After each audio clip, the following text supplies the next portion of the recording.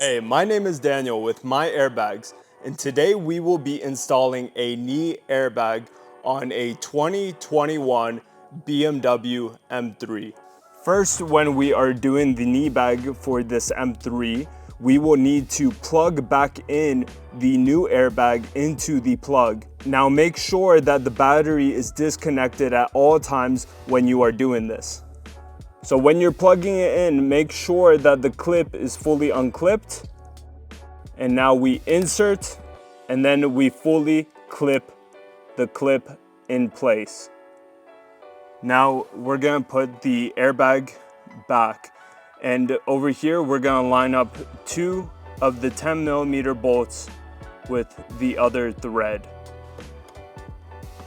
And now with our 10mm, we will go ahead and fully tighten down both bolts.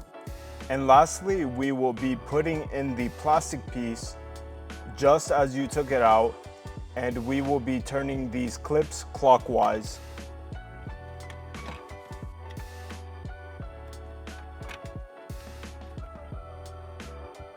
At MyAirBags, we specialize in resetting airbag modules and repairing seatbelts after vehicle was in a collision. We recommend that you check your seatbelts to ensure they're functioning properly.